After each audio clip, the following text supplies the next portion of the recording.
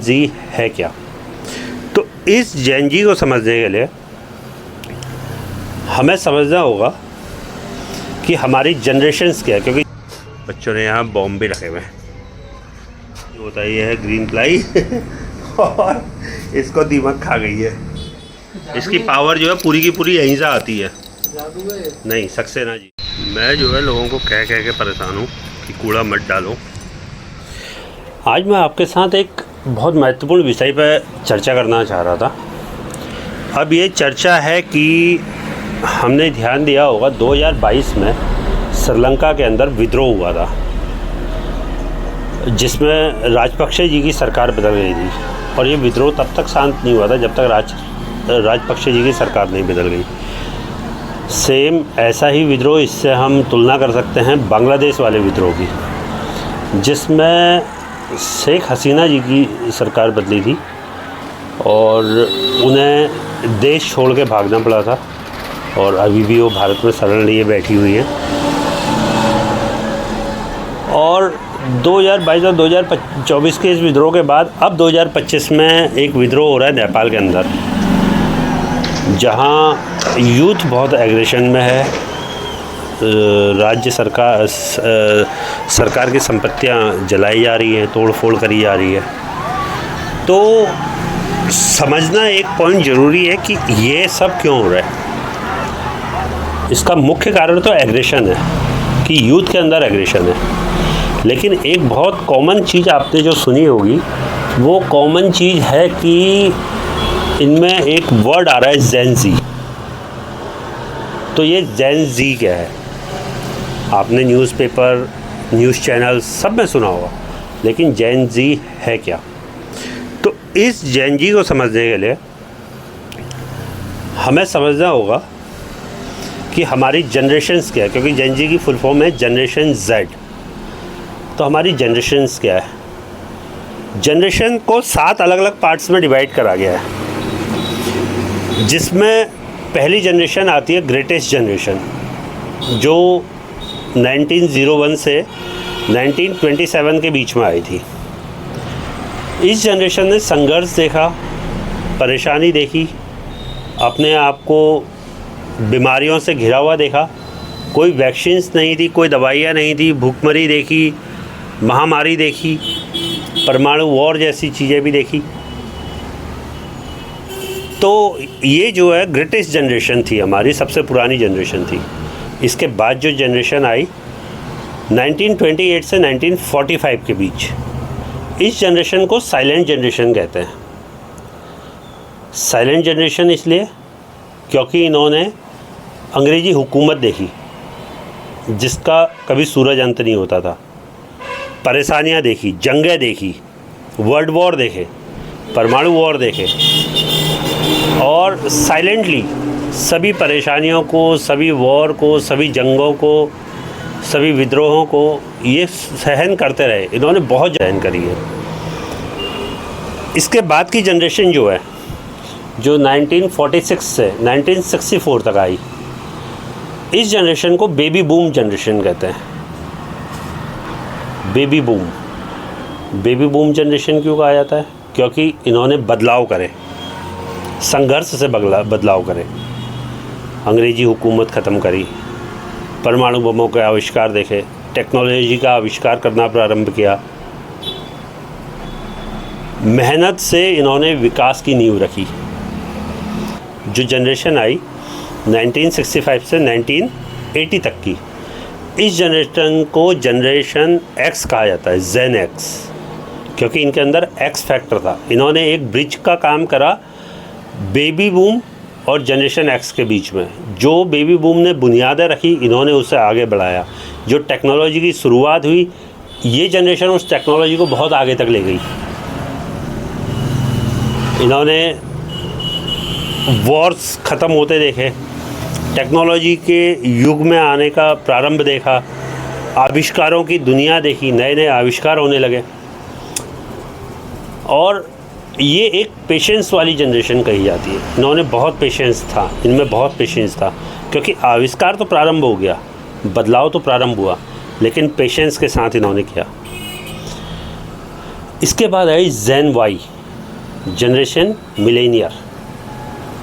Generation millennial इसलिए कहते हैं क्योंकि इसने पूरी सदी देखी, 1901 से 1995-97 तक जो कुछ भी हुआ ये उस जनरेशन में पैदा हुए।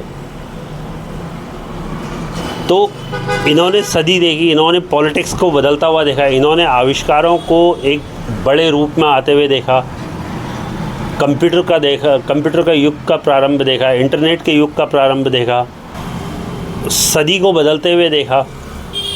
तो ये वो जनरेशन है।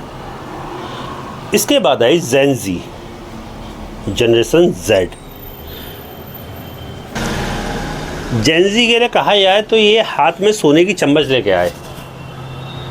इन्होंने टेक्नोलॉजी के एक विशाल रूप को देखा, सोशल मीडिया को देखा और सारे बदलाव हो गए थे, कंप्यूटर को देखा, इंटरनेट को देखा।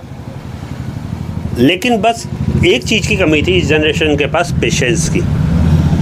ये अपने हक़ के लिए लड़ना सीख गई थी, छोटे छोटे हक़ों के लिए एग्रेसिव होना सीख गई थी। अगर हम ये कहें कि कंप्यूटर और इंटरनेट और सोशल मीडिया इनकी धड़कन है, इनकी सांस है, तो ये कोई एक अतिशयोक्ति नहीं होगी। तो ये है जेन जी। ऐसा नहीं कि जेन जी ही हमारी लास्ट जनरेशन थी। जेन जी के बाद 2013 से 2025 जो आज का समय भी चल रहा है, इस पर जो जनरेशन है इसे कहते हैं जनरेशन अल्फ़ा। ये आगे 2028 या 30 तक चलेगी। जनरेशन अल्फ़ा ने इंटरनेट, एक बहुत छोटे समय में इंटरनेट का, सोशल मीडिया का, हर चीज़ का बहुत बड़ा बदलाव देख लिया है। और ये बहुत फास्ट जनरेशन है। जो जनरेशन वाई या जनरेशन एक्स देख भी नहीं पाई, वो ये जनरेशन अभी 12-15 सालों में ही सीख गई। 2012 से अगर हम हिसाब लगाएं, 2013 से 2025 तक तो करीब 12 साल। तो इन 12 सालों में ये इतना सीख चुकी है जो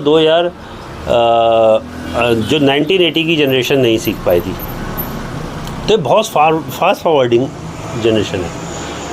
इनका स्वभाव हद से ज़्यादा एग्रेसिव है, इन्हें कंट्रोल करना भी मुश्किल है। और एक अनुमान से मैं ये कह सकता हूँ कि ये जो जनरेशन अल्फ़ा है, ये आने वाले 5-6 साल में जनरेशन जेन जी से आगे बढ़ जाएगी। आज के समय हमारे देश में हमारे देश में के विश्व के अंदर जो सबसे बड़ी आबादी है वो जेन जी ही है। तो ये सारे बदलाव यही जनरेशन कर रही है और यही मैंने आज आपके साथ शेयर करना था। तो दोस्तों, आपको मेरी जानकारियाँ, हमारे वीडियोस कैसे लगते हैं प्लीज़ कमेंट करके बताइएगा। और अगर हमारे वीडियोस, हमारी जानकारियाँ या फिर हमारे फैमिली फ़ैन आपको अच्छे लग रहे हैं तो हमारे वीडियो को शेयर कीजिएगा, हमारे चैनल को सब्सक्राइब कीजिएगा, जिससे हम इंस्पायर होते रहें आगे भी ऐसे ही कोई और वीडियो बनाने के लिए। धन्यवाद। हेलो, नमस्कार, आदाब, सत श्री अकाल मेरे दोस्तों, कैसे हैं आप सभी। आज मौसम बहुत सुहाना है और इस मौसम में यादों के गुल्लक में आपका स्वागत है।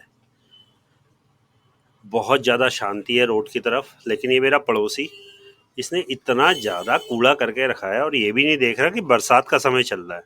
एनीवे, देखते हैं। हमारे यहाँ फूल है एक रेड गुलाब, और इसकी खास बात यह है कि इसमें वाइट स्पॉट्स होते हैं। देखिए कितना सुंदर है, ये लग रहा है ना सुंदर। ये हमारा स्टोर है और आज यहाँ सफाई करनी है। छाताएं 2 लटकी हुई हैं और कूलर के ऊपर कुछ खास है। कूलर के ऊपर कनक ने बॉम्ब छिपा रखे हैं और ये पूरी बरसात की सीलन खा चुके हैं, 1 साल से ज़्यादा पुराने हैं। एनीवे, इस मौसम को देखते हुए चलते हैं। ऑफिस का टाइम हो गया है और बैंक में भी कुछ काम चल रहा है, तो चलता है बैंक की तरफ और आपको दिखाता हूँ क्या हो रहा है। अभी आ गए हैं हम अपने बैंक के आगे और आपको मैं दिखाता हूँ अंदर काम चल रहा है। यहाँ पे लकड़ी का साइड वॉल वाला, लोग कहते हैं कि ग्रीन प्लाई को कुछ नहीं होता, ये है ग्रीन प्लाई और इसको दीमक खा गई है। और ये हमारा प्रमोद भाई, अरे इसको कुछ नहीं हुआ है, ऐसा ही सलामत है। और प्रमोद करवा रहा है यहाँ काय का फर्नीचर का काम। और प्रमोद यार एक चीज़ बता, हम यहाँ पर खड़े होते थे, हमारा मुस्कुराइए आप स्टेट बैंक में है, कहाँ है वो? हम मुस्कुराएंगे कैसे? ये है दोबारा लगेगा, चिंता मत करो। लगाओ यार इसको, तभी तो मुस्कुराएंगे। स्टेट बैंक का ये है, ये हमारा पावर हाउस, जहाँ से हमारे रक्षित को पावर मिलती है। इसकी पावर जो है पूरी की पूरी यहीं से आती है। जादू है? नहीं, सक्सेना जी। देखो आजकल टीके से ले रहा है पावर। टीका भी तो आधा यहाँ लगा रखा है ना केवल। और ये उसके बाद पावर हाउस के बाद अपना रूम बना रखा है इसने, जैसे पहले बूथ होते थे। बैंक तो देख लिया, अब चलते हैं पीछे प्लॉट की ओर।